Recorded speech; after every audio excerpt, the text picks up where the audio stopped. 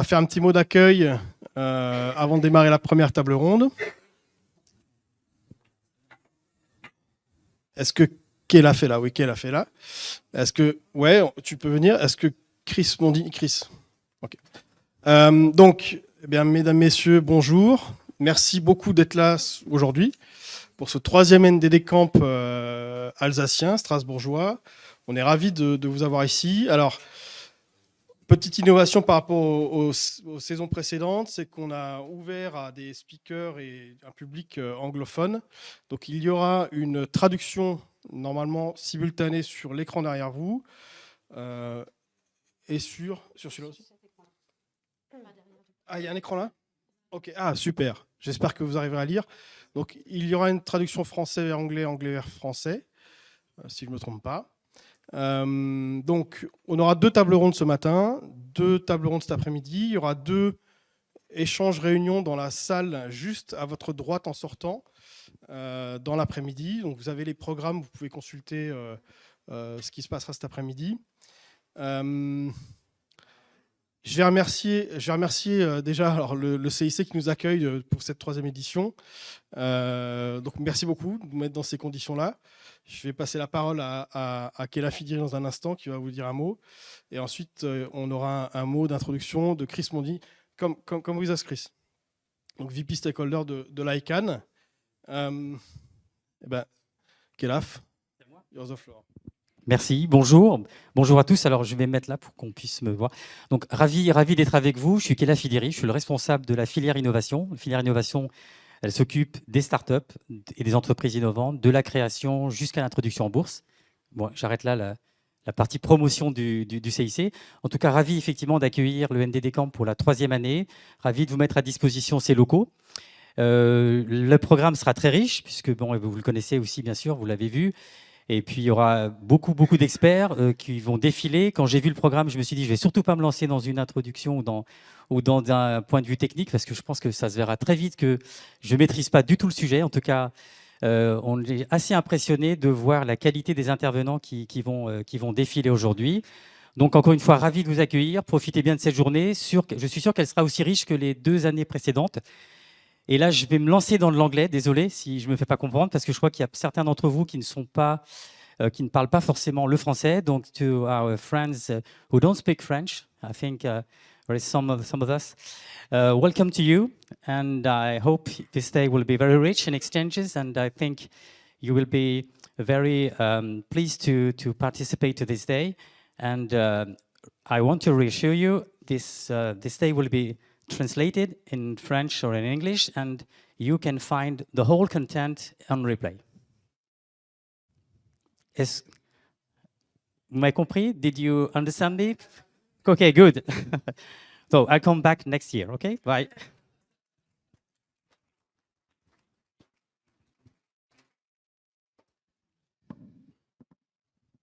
Bonjour, merci Kéla pour avoir parlé dans les 2 langues parce que moi je vais faire la même chose. Je suis Chris Mondini, je travaille avec ICANN, Internet Corporation for Assigned Names and Numbers.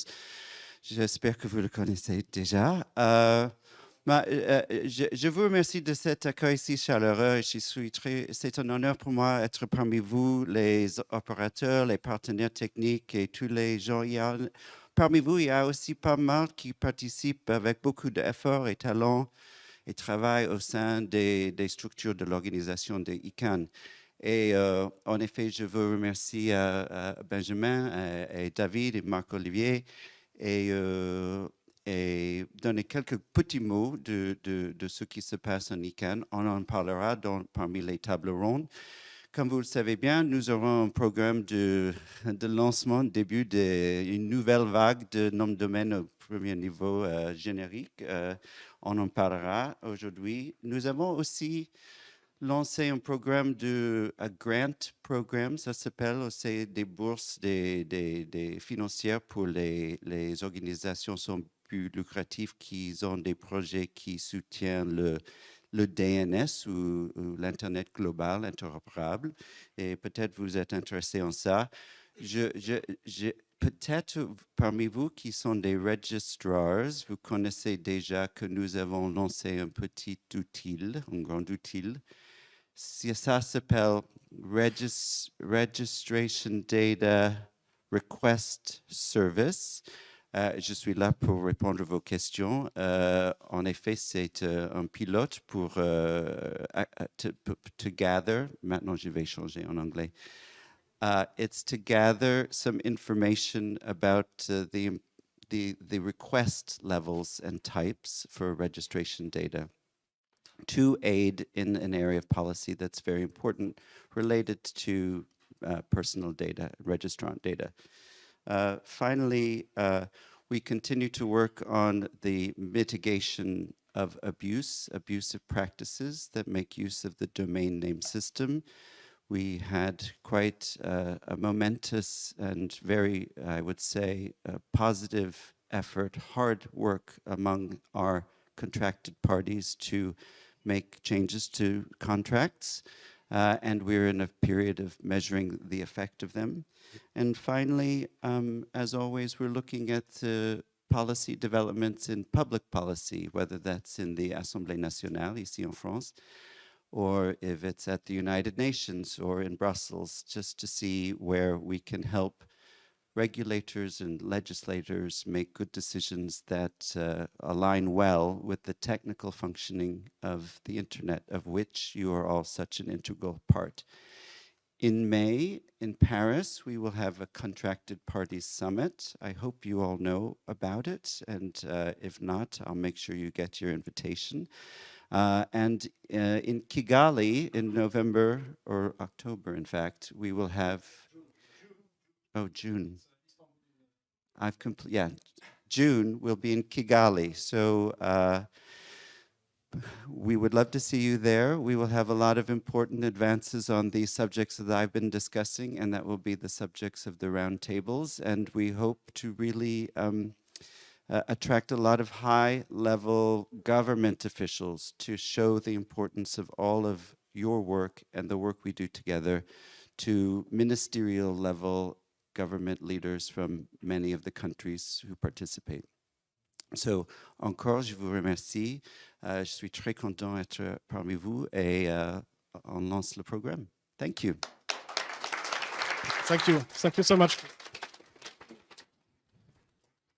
Alors, très rapidement, for those who need Wi-Fi access, just ask Marco. He will give you the code. And to finish, before to launch the first table, Nathalie, you're the moderator. Come to you. You have microphone? Okay. Yeah. Hello. I just want to thank all of our sponsors. Without them, we could not have such an event. So thank you, Gandhi, AFNIC, CSC, Dreyfus, Nathalie Dreyfus, NetTeam, Scan Avocat, Planet Hoster, IT.com, Solid Name, Ineolab et Dot Market. Je n'ai pas vu Kevin encore ce matin. Merci beaucoup à eux. Merci. Thanks for hosting us. Bonjour, hello. Hello everyone, thank you for joining us for this fantastic roundtable. We have a great panel of experts. I'm going to introduce them to you. First, Ivett Paulovics. Ivett, she has a successful private practice law based in Milan. And she specializes in intellectual property, technology law on ADR, alternative dispute resolution. And Ivett is also an UDRP panelist for the CAC arbitration court and in the Canadian Center, also the forum on in Asia, ADN DRC. And since 2015, Ivett has overseen the URS the disputes as a case manager for the center MFSD in Italy. And recently she has served as an external consultant to the European Commission. And she conducted the studies on DNS abuse and geographical indication domain name on ADR. Also Eugénie Chaumont, so woman first, of course. Eugénie is a trademark attorney, and she specialized in internet matter. And she started to work for an IP firm law in 2001 in Paris, and as a head of internet department. You tell me if I'm not correct. And Eugénie, she founded her own law firm, Bravo, Woman Power, and dedicated to internet matters. in 2015 in Bordeaux, which is a nice place to be. And she's also a panelist, and she with the PAL expert on URS procedures. And Marc-Emmanuel Mellet, Marc-Emmanuel, he began his career as an IP in an IP firm in Lyon, and he joined NOVAGRAAF in 2019. Did I pronounce it correctly? NOVAGRAAF. Yeah. And Marc-Emmanuel is a legal counsel in intellectual property and head of the domain name, internet and online counterfeiting department. And last but not least, Matthieu Quiniou. And Matthieu is an academic and an attorney at law. And so he's a lecturer at Paris 8 University, and he's co-holder of the UNESCO Atteintes chair. And he's also so an attorney at law at the Paris Court of Appeal, and he specialized in digital law, fintech, and especially in case involving AI and NFTs. And he's involved with technical standardization work as president of the CN Metaverse and member of the CN Blockchain and AI at AFNOR. And is also an expert in AI at the Council of Europe. So with this great panel, we have a fantastic subject, infringement on trademarks. So we're going to dive into Web 2, but also the Web 3. And you know, and you're probably aware that it's becoming more and more complex. And because why? Because cyber threats have risen a lot. Phishing attacks. So there are triples in 3 years. The new GTLDs, they are also under fire because they are only 8% of the domain names registration, but they represent 25% of phishing incidents. And if I see the figures also, over the past 3 years, cases of phishing using subdomain names have increased 100%. So there is really also the fraud are becoming more complex because now they involve also social media, and social media can be difficult, especially when it involves like social media like Telegram or WhatsApp, and so the fraud has amplified. And we have also shifted from Web 2 to Web 3, and it has brought a new dimension. And so to understand how we deal with IP and IT infringement online. So, Ivett, I have a question for you. So can you tell us about Web 2? What are the trends in domain disputes? Do you have an idea of the number of UDRP and URS that have been filed with different providers in 2023? What are the top industries targeted by cyber squatting? On which TLD are targeted? And can you share some development in policy and regulation to limit cyber squatting? On any case law you want to share. Please, Ivett, you have the floor.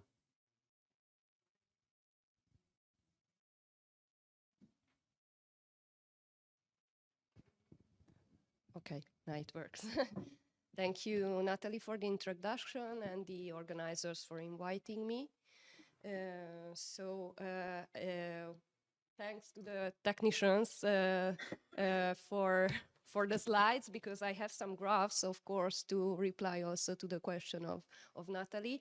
And I'm sorry about not knowing well the French language, but to counterbalance this lack, I dressed in the colors of the flag of France. So I hope that you can apologize me.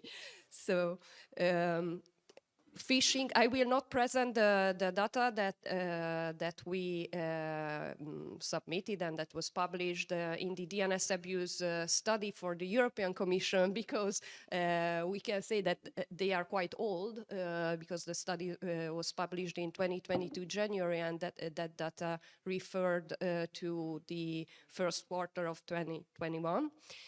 So I used also some other sources to show you the trends in phishing attacks. So different studies again show that there is an increase. and that the monthly phishing attacks reported has tripled between 2020 and 2023. There was a drop during 2023 that was partially related somehow to Freenom that has closed its domain name registration business, but attackers shifted on other means, on other providers. So still the phishing trends, also according to the anti-phishing working group, are increasing. There is also an interesting finding about the percentage of phishing domains in maliciously registered domain names. In the community, there is a division between, and it's important to highlight that there is a difference between those domain names that are maliciously registered, which means that there is a malicious actor that originally registers the domain name to carry out illegal activity, and those domain names that are compromised, that has banning registrant, but at some point of the life of the domain name, it has been hacked. So here on this slide, you can see that high percentage of new GTLDs are maliciously registered, while in CCTLDs, this percentage is more or less half and half. Nathalie also asked about the industries. The most targeted industries are social media, and a very high percentage is financial institutions, e-commerce, retail companies, payment companies, telecom, and some other sectors. And these statistics are also reflected in the domain name disputes. So later on, I will show you another slide about the sectors that were subject of domain name disputes that were attacked by cyber squatting and filed domain name disputes. So also here, what we can see that in domain name disputes that there was a record year in 2023.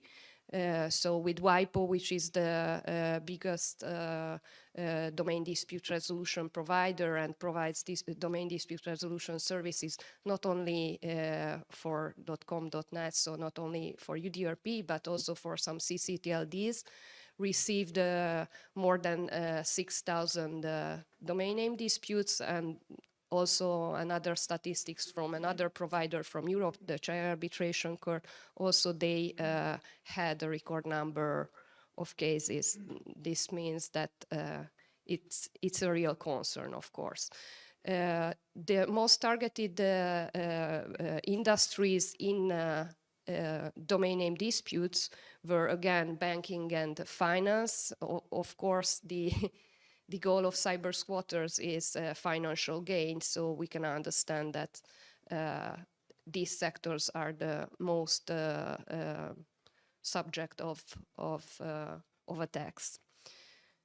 And I brought you also some cases of phishing in a UDRP and in a URS, which is another right protection mechanism. So this case that was handled by the Chair Arbitration Court concerned a business email compromise where the registrant used registration data really similar to the real brand owner's data. So it used its address, first of all, used a privacy service to register the domain name. The company, of course, doesn't have any person who was the real underlying registrant of the domain name, and this person sent out several emails without a website content, so the domain name was not associated with any website content, but it was used to send out emails and to solicit some confidential information. In another case, in URS, what we frequently see is copycat sites that are using even the label like trusted stores, where the brand owner's trademark is used at a prominent place, and of course, this case was replicated, so the same content of the website could be seen in several disputes. As many of you know, the URS is a right protection mechanism that guarantees the as only remedy the suspension of the domain name. So here you can see also what happened after the examiner decided the case. So the website was taken down and substituted by the URS suspension case. Another interesting trend and case that I'm seeing frequently is this example. So on the right hand, you can see the content of the website associated to a domain name that could be seen only from mobile devices. So these kind of cases are targeting mobile users, and while on the left side you can see what you see if you are accessing to it from a computer. So they are also, cyber squatters are also targeting the attention that a mobile user has when shopping from a mobile, and other cases maybe from computer, or when not in movement, a different content of the website. So until now, of course, I presented some of the right protection mechanisms that are only reactive. So it would be also needed somehow to have some prevention to avoid phishing cases, and to arrive to force brand owners to introduce proceedings to recover domain names or to obtain the suspension. And since 2/3 of the phishing domains are also maliciously registered, these cases are also relevant for the domain name industry. So for the providers, registries and registrars, Chris already mentioned the contractual obligation modification that was approved by ICANN board in January, and that will be affected from April 2024, so like less than a month.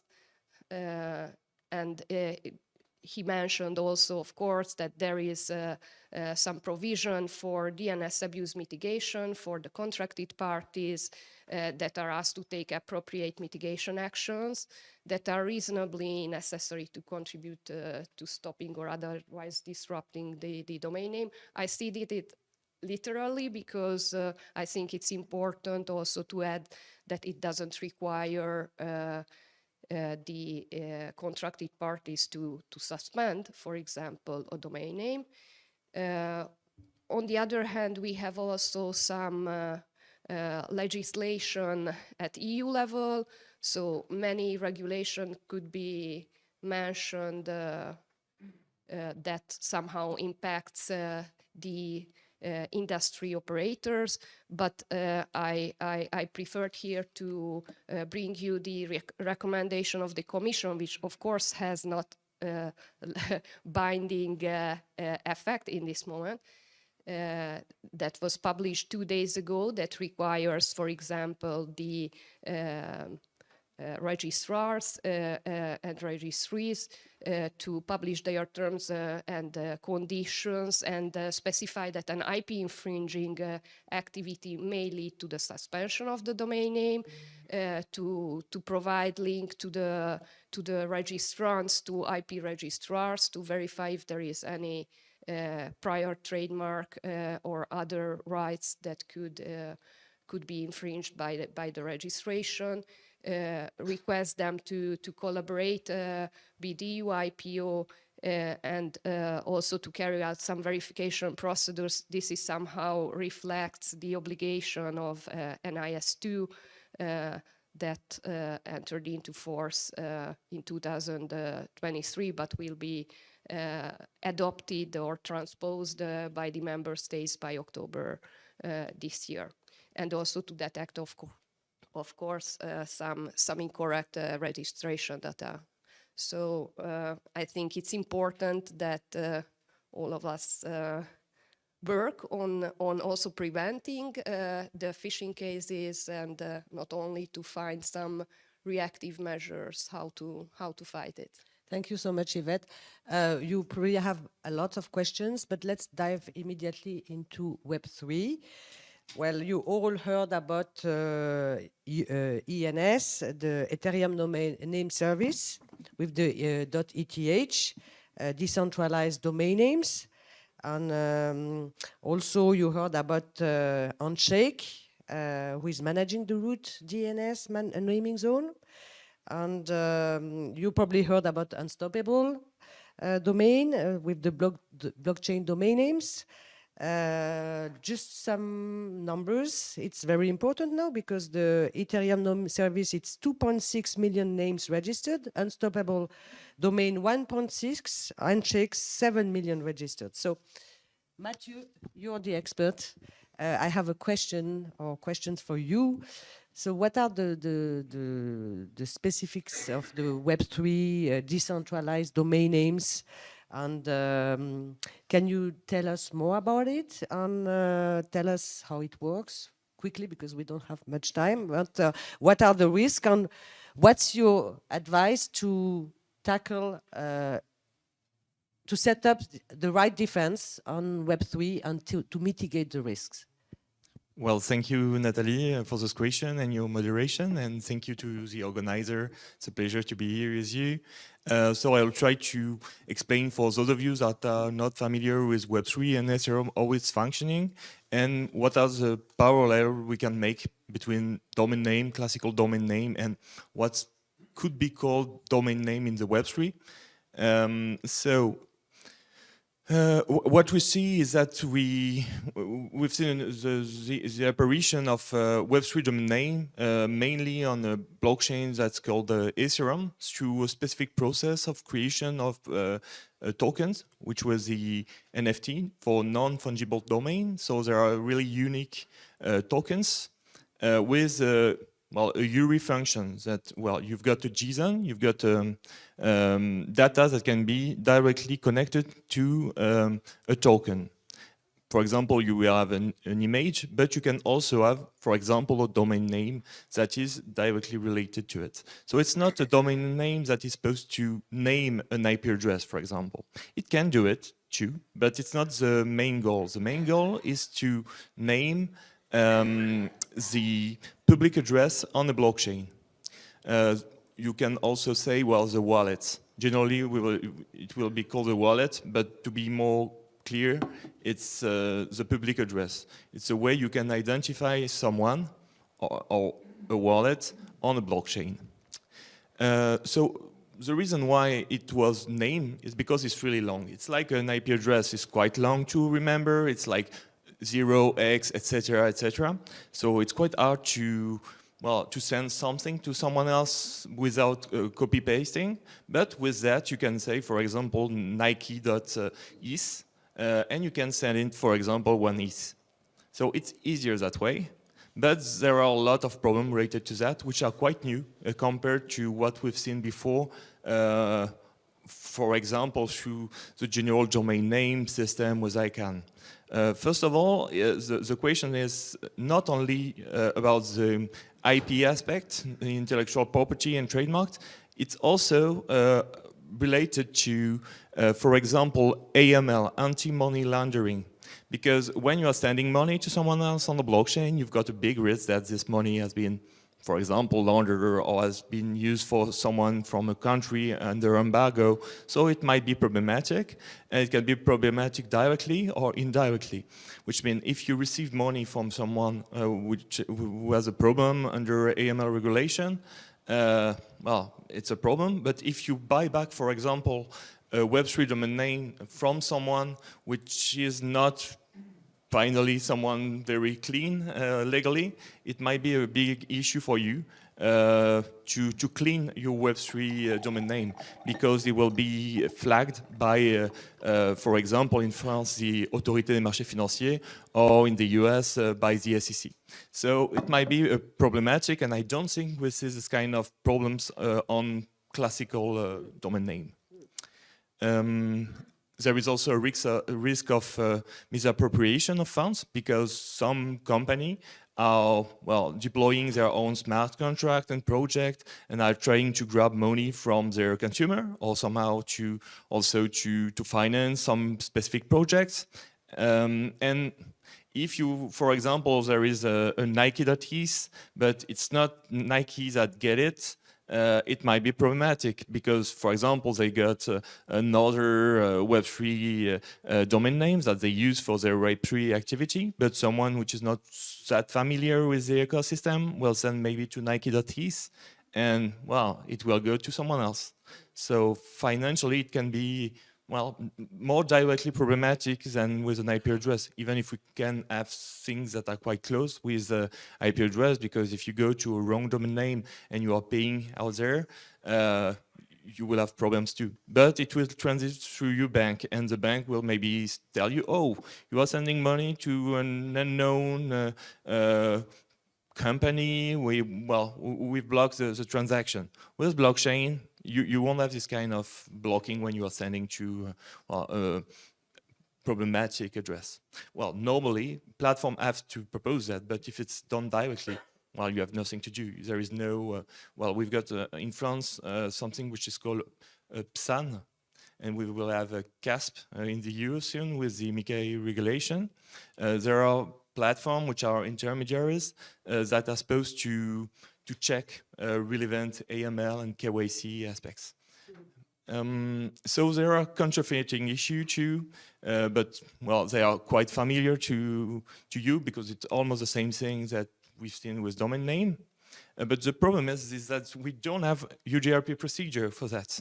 So, well, you're supposed to do a classical dispute resolution system. You go to a court. Well, first of all, you have to find the person, know in which territory it is, which is not that easy at all.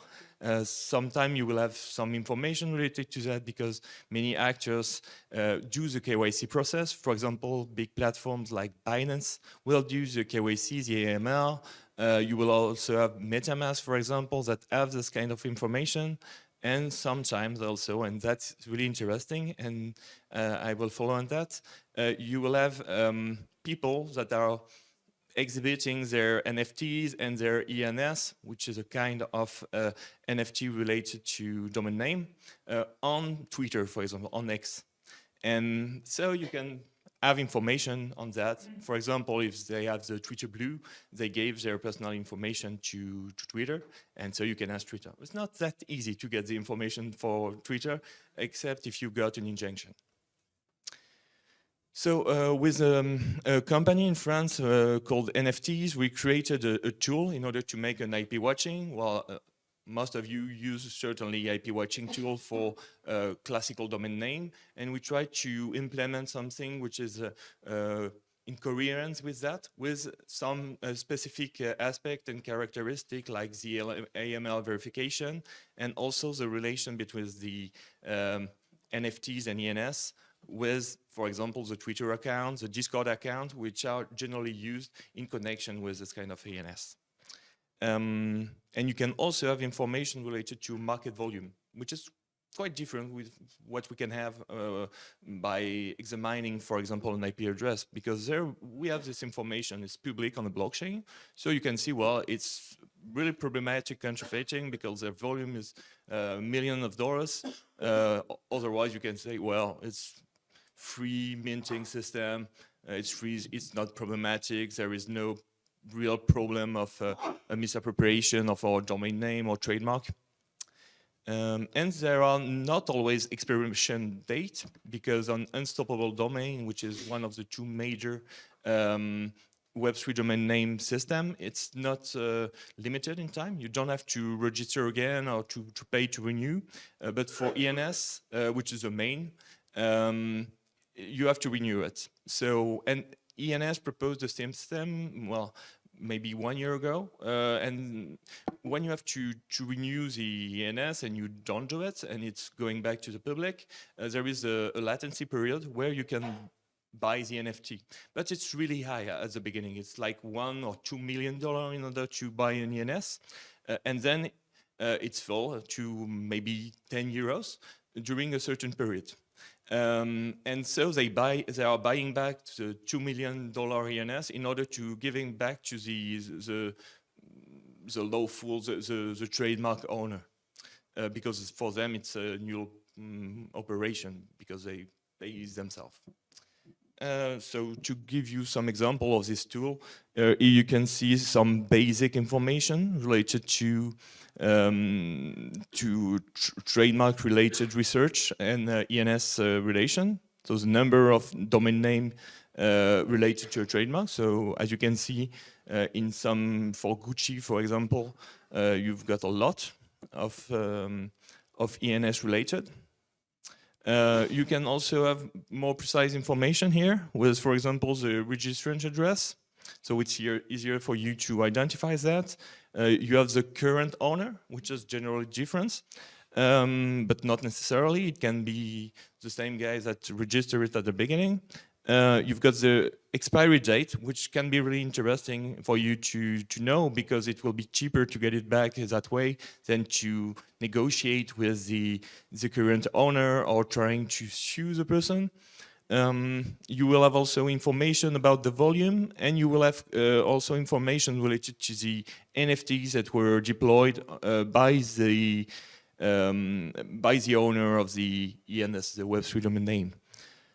You will also have interesting information that we get through OSINT and through cooperation with platforms like Binance, etc., which give us well, a broader idea of what to expect in this case. If it's an easy case, another case, because if the person has his own name on Twitter and it's a Twitter blue, and you've got this kind of information, and all the transfer were done through a CASP, a PSAN, well, it will be easy to know who's behind that and to contact him. And if you see that, for example, the person is in France, it will be even easier. And we had this situation with Marc-Olivier, who is here, and we've sent recently, I think 2 days ago, I think the first, or maybe the first in France, formal notice related to an ENS with un constat d'huissier integrated in it, a bailiff notice, report integrated. And so we send it to the person through Twitter, and also send it with a sticky NFT to his wallet. So he cannot send it to someone else, it's sticky on his wallet, so it's flagged. The same way someone will be flagged with the AML system. So it's quite interesting. We're trying to, well, do some bricolage, like we say in France, because we don't have the UDRP. So thank you. Thank you so much. So let's stay on this watch topic and go back to Web 2. So if we see, we were talking about phishing and infringement, and we see that it's going very fast. And so that's domain that are registered. Some are used for phishing purposes within 48 hours, some within 14 days. So Marc-Emmanuel, can you tell us what is it possible to implement the right watch on domain names, and what are the different options, and what's your advice how to tackle and because it's important to know the situation in order to act. Thank you, Nathalie. Thank you for the organization. So, as Nathalie said, in recent year, there has been a significant increase of the number of the infringement on the web. Monitoring the web is very essential to protect your trademark and your domain name online.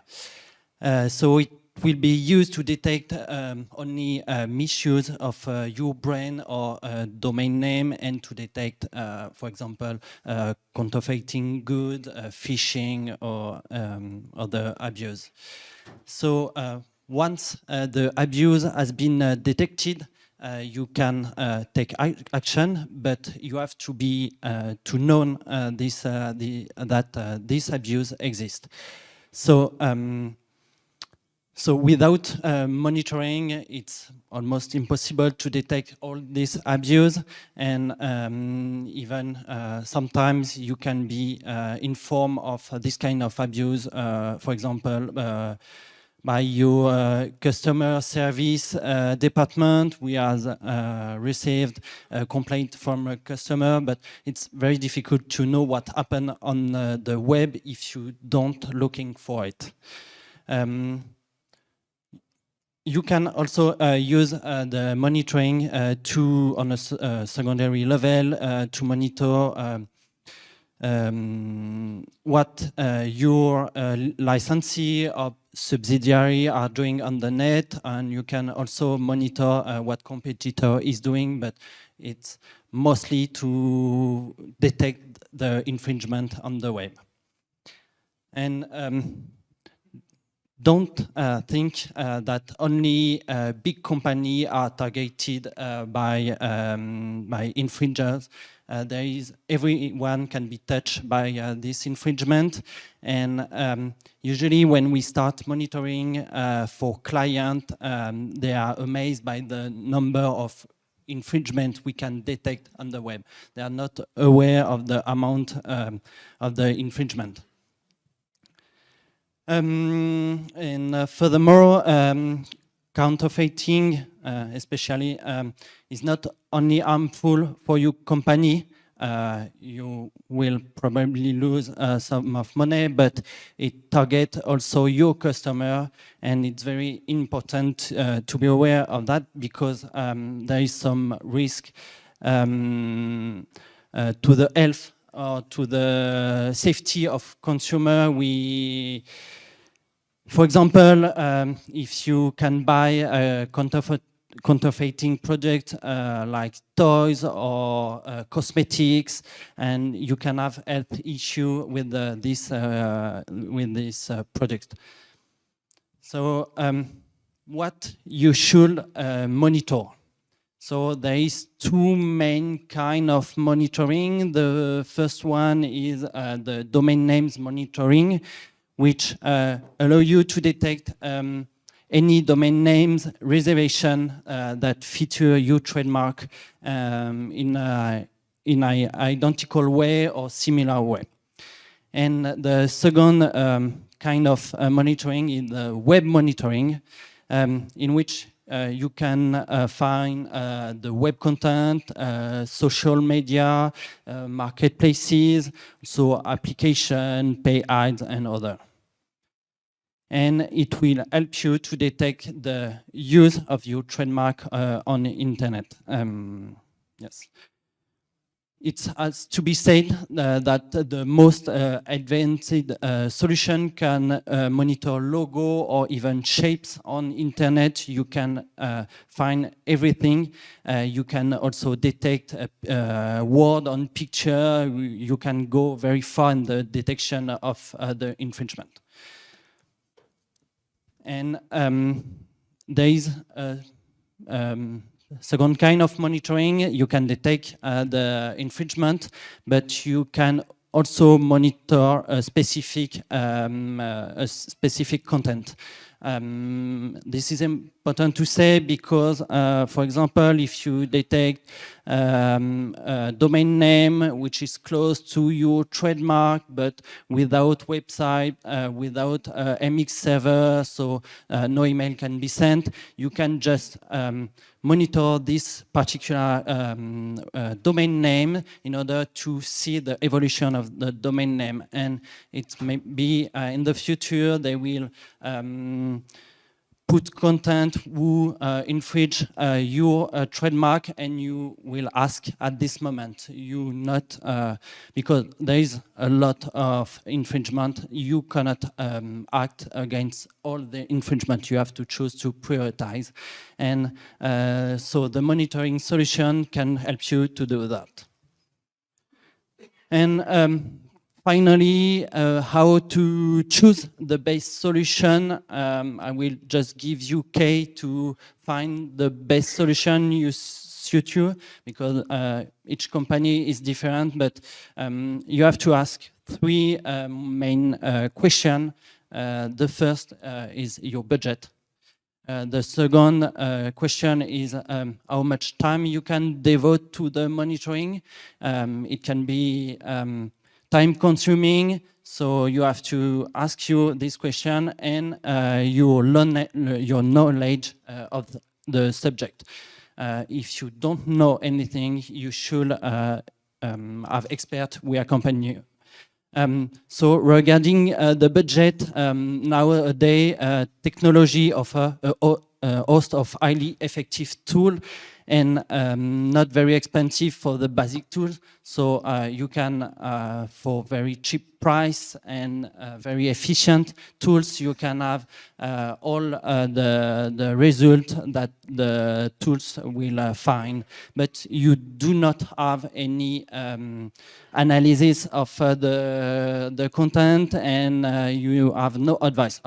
If you have a little bit more money to put in that, I recommend to ask to put the option or to take a solution with advice. It will help you a lot, and usually it's always done by experts, and they know what to watch, and they will help you to treat all the information. And to end, some of this monitoring solution offer to help you to act against this infringing content you detected with your monitoring solution. Thank you so much. So we know it's very important to know what kind of infringement we can find, but then we detect the infringement, and I'm sure, Eugénie, you have a good idea of the overall situation on now we need to go down to the nitty-gritty with your experience. And could you shed some light on how the infringements on monitoring strategy are actually implemented in practice? And do you have practical experience to share with us? And are there more ADR cases than in the past? What about the UDRP, the PAL expert? Any opinion on the RDRS launched by ICANN? And to get information from registrants, well, please. Yes. Help Thank us. you, Nathalie. Help us. It's okay. I'm going to talk about new solutions concerning traditional domain names, not Web3 this time. And as Ivett said, we have a record in UDRP annual filings in 2023. And it almost doubled during the last 10 years, so it's really important. And it's not only UDRP. We have also this kind of evolution for PAL cases, is for that affair, managed by AFNIC for Cirelli and by AFNIC and WIPO for PAL expert decisions. And as you see, all is growing.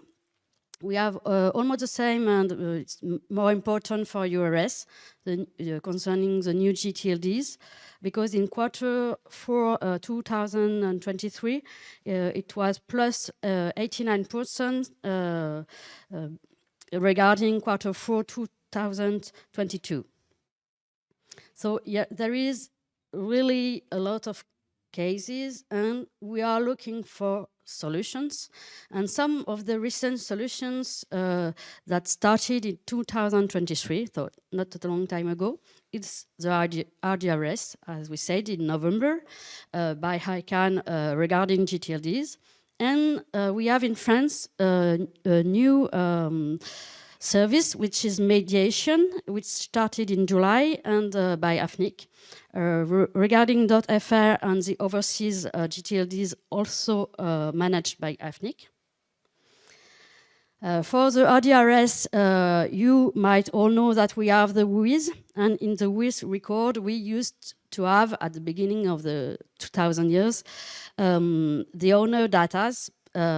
We have also the date of the registration, some technical information, but regarding the owner datas for the last years, almost all the owner data are redacted. What does it mean? It means that instead of having the name of the owner, a company or a particular, it's anonymous or redacted for privacy, withguard protected, etc. It's in one side, it's the applications of the RGPD, not to divulgate the information, personal information regarding physical persons. But it's also anonymization of companies when they are registering domain name for counterfeiting websites and etc. Or only not to be contacted. That's also a thing. Some data divulgation procedures already exist, in particular for CCTLDs. In France, for AFNIC, with AFNIC, it started in 2006. So it's quite a long time, and it's quite efficient. I'm filing regularly those kind of procedure, and we obtain the information quite rapidly and without problem when the case is evident. So here is the RDRS, so the registration data request service, how it works. First, the name of the project was WIS Disclosure System, and it changed for RDRS. And during the discussion, this way to work was discussed. And so you have the requesters. You need to have an account, an ICANN account to file a request. After that, you give all the information to the platform. This means the domain name, the trademark involved, or other rights, a power of attorney indicating that you represent the client, and all the information after that are sent to the registrar, who decides, it's not ICANN, but the registrar will decide if you can have access to the data. Just introduce yourself. Oh, sure. I'm Victor Gaden. I'm working for CSC. I deal with domain names and also mediation. We have a lot of monitoring solution. So I'm really interested into the mediation process introduced by the AFNIC recently. You told us that there is 3 possible solutions when the mediation is a success, so the domain name change, etc. And the last one, I don't really understand. So there is an agreement, but nothing really happened to the domain name. Do you have any practical example for us, just for us to have a better understanding on how we reach this? I do not have a real case, but I can imagine, for example, that it's all they are not the same. For example, you have one company is selling computers, and the other one is in insurance, and there an agreement that, for example, one has I don't know the name, AXA-FR and is -fr.fr or things like that. It's this kind of thing. You stay on your domain name, and I on my domain name in my activity. Okay. It could be this kind of agreement, but I have no particular example for the moment. Thank you very much. Any other question? Yes, please.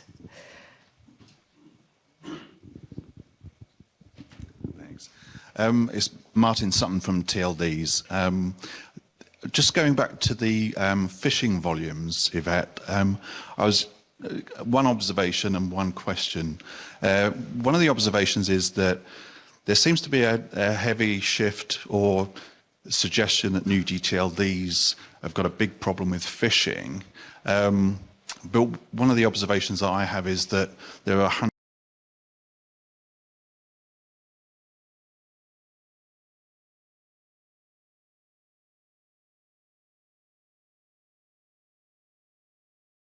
place.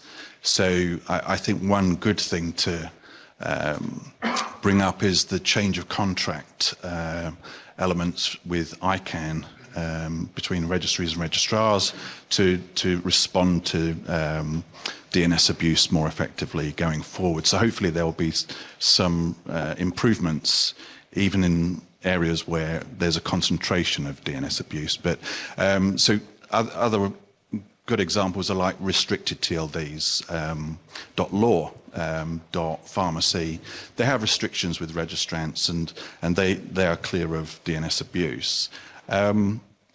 The more of a question would be in terms of the volume of phishing rising. We've gone through COVID, which has accelerated digital activities. More and more have gone online to do their business. So there could be an impact from that that's also picked up with the uptick in phishing. But is there any way that we've got measures of how the industry is responding to these? Because if we are better at monitoring, better at identifying, and better at actually taking action,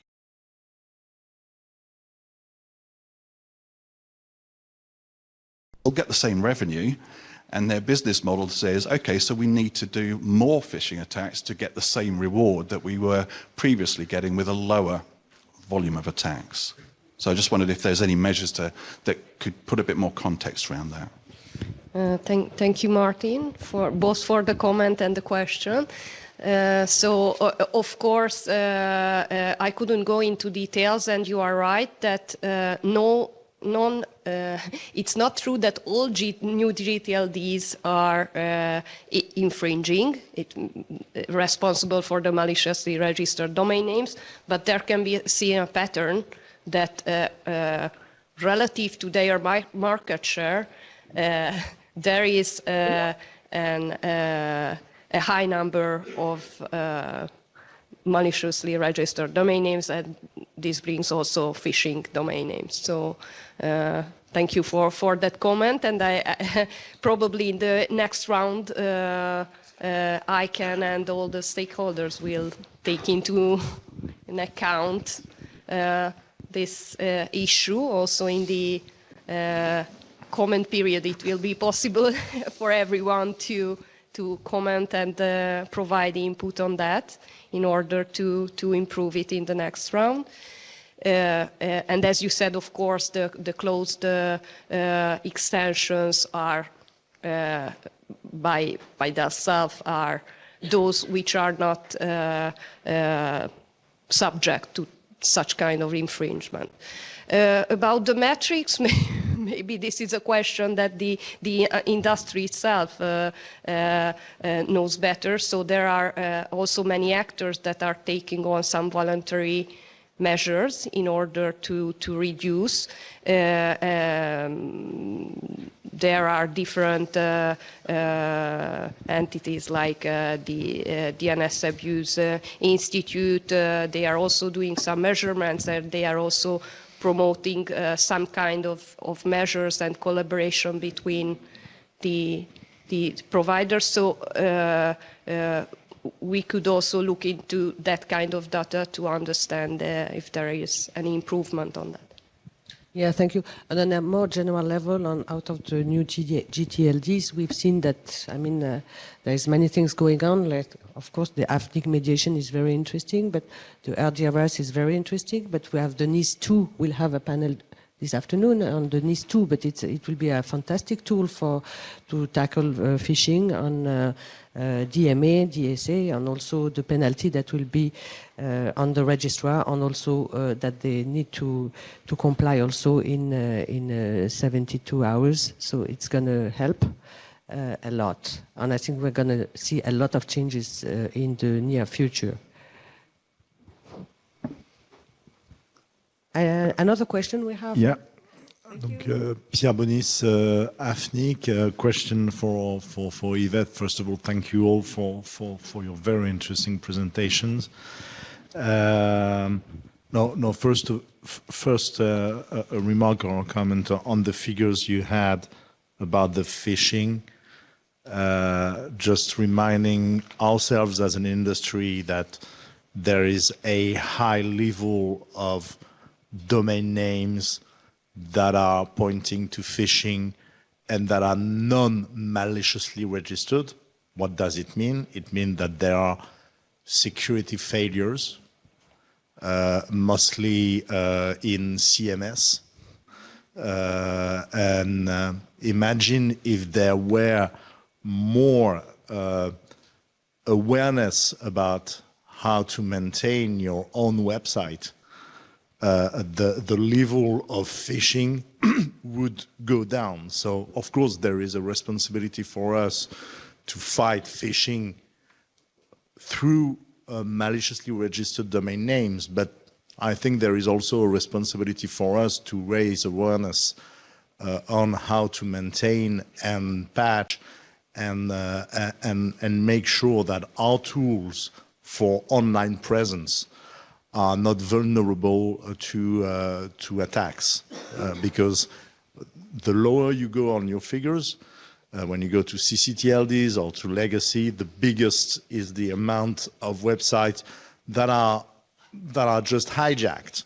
And I think this is a really important point to make. A very quick question. You said we should go to prevention, to prevent phishing instead of working on phishing once it has arrived, but it wasn't clear to me whether you are talking about the registrar agreement or you are talking about the new legislative initiative from the Commission, where it is written that it has to be preventive and not reactive. I'm not very sure that I see the same thing as you see. Thank you both for the comment, and you are right regarding compromised domain names. So, of course, it's important to raise awareness because especially small and medium businesses or private actors, also because of some budget constraints, use those kind of platforms or providers to build their websites that then they do not put enough security, not the platform itself, but the site owner, the registrant, doesn't prevent with measures, probably because not aware about the possibility how to prevent such kind of attacks. So absolutely the awareness is essential. Regarding your questions on prevention, yes and no. I mean, of course, I don't want to give you a response as a lawyer, but that I say both yes and both no. But of course, the contractual obligations from ICANN are also are going in the direction when the DNS abuse happens to react to it.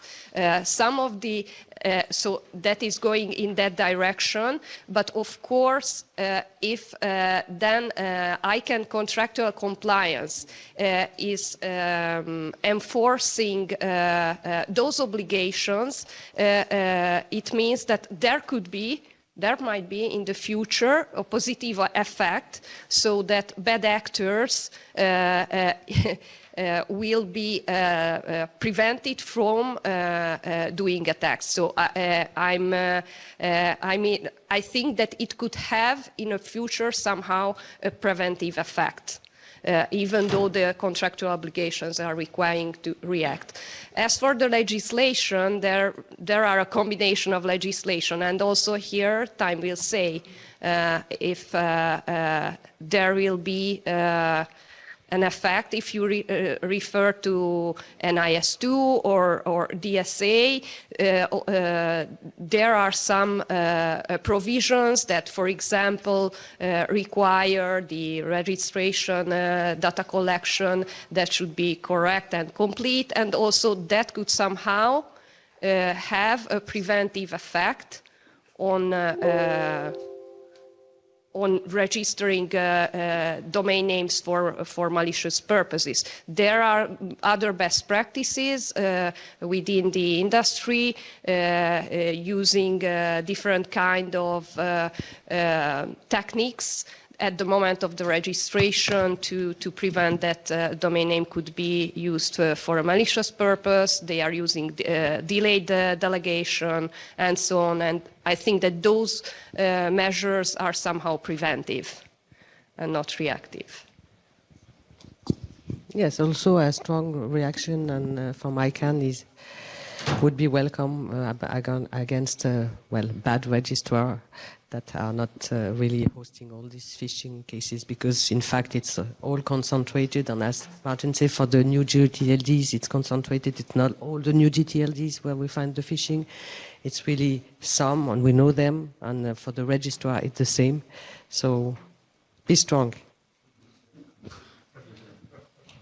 So perhaps we have time for another question. Yes?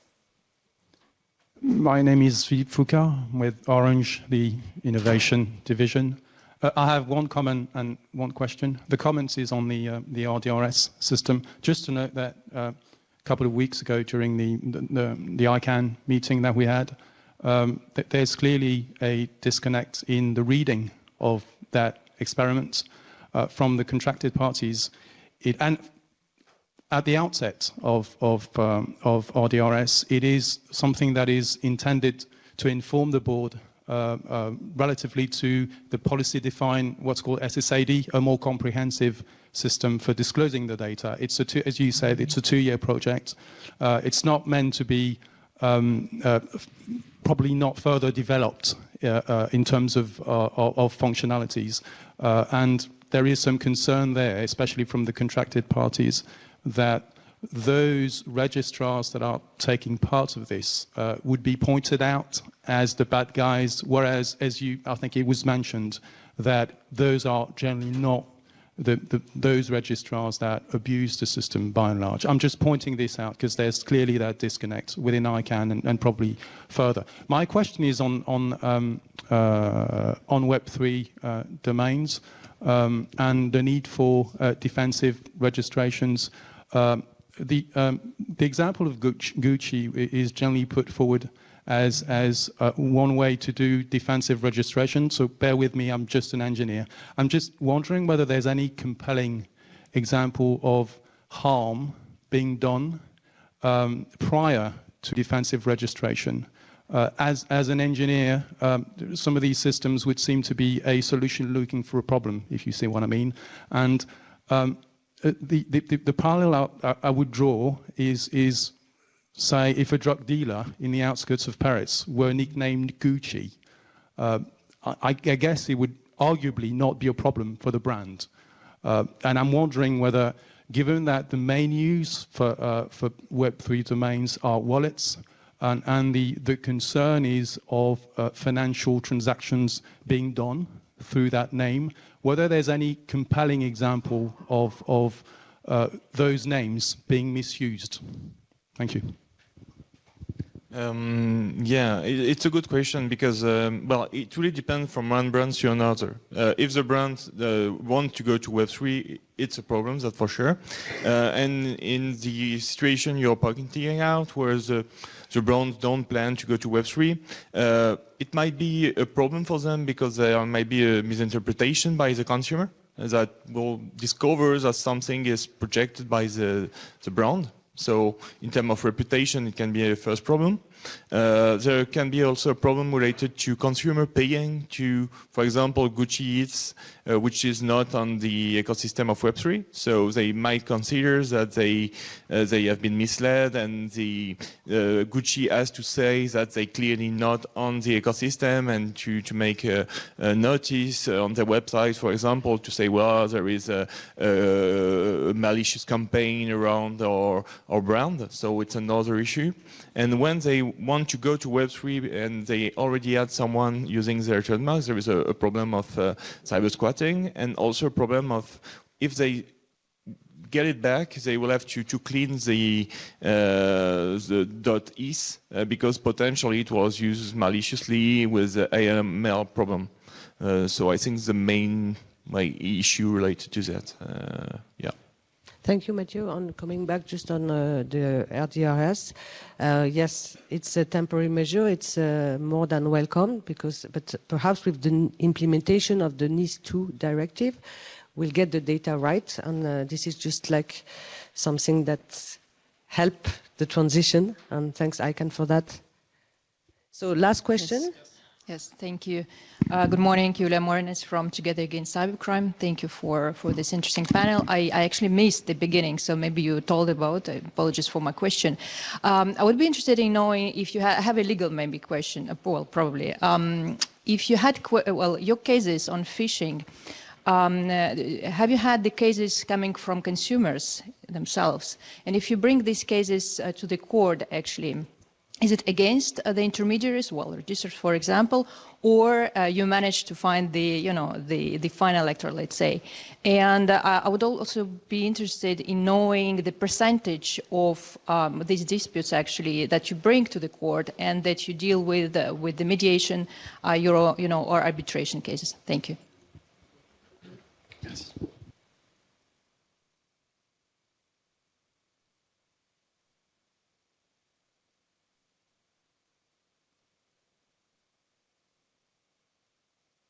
So regarding the statistics on court proceedings, it would be difficult to give a number, so I don't have it in mind ready for you.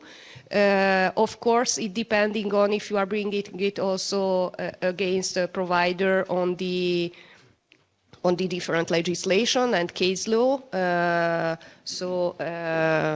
Of course, taking into account of the case law of the Court of Justice. So the cases on phishing that I brought were basically the other proceedings where we have very clear statistics. So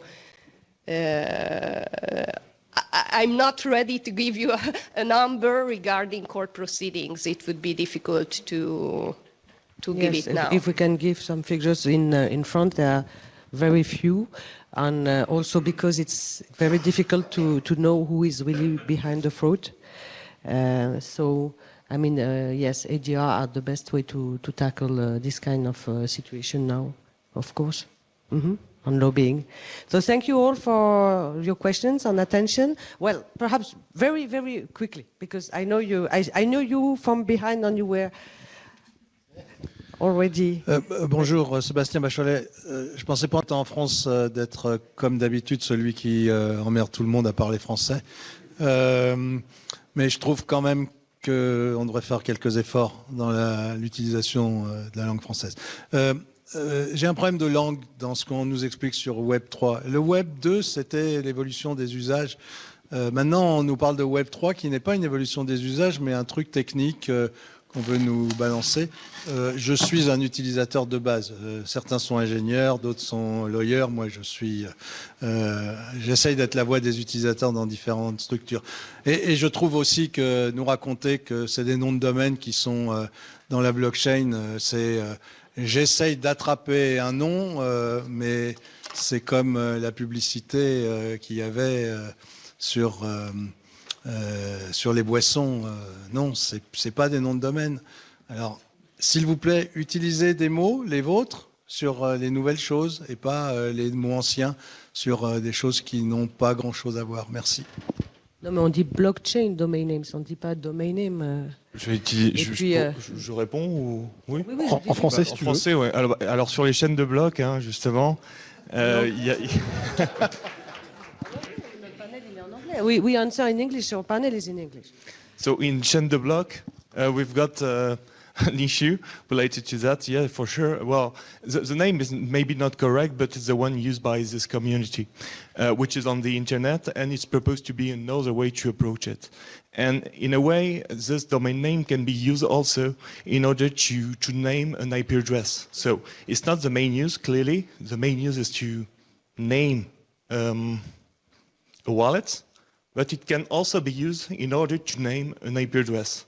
And when we are expecting, for example, to have in several years something like EUR in Europe, like the CBDC of euro, maybe we will have something which is maybe more meta, with internet included, maybe a more sovereign European internet. It's a project for some of the European. It's the case already in China, in a way also.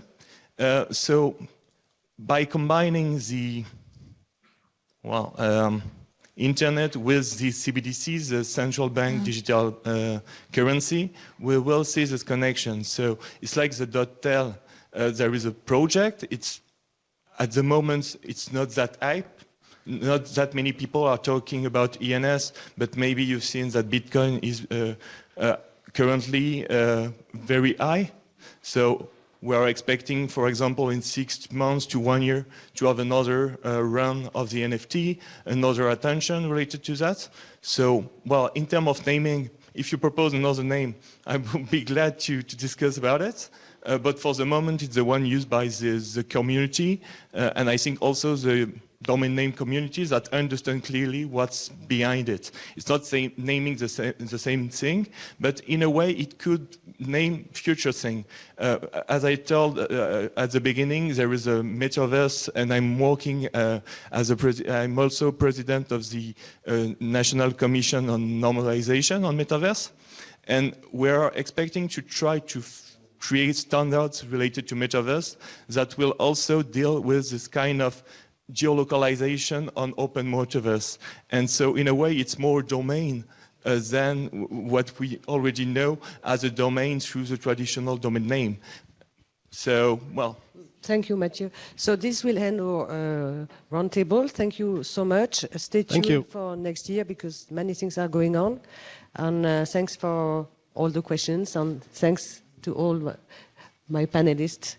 You're right. Thank you.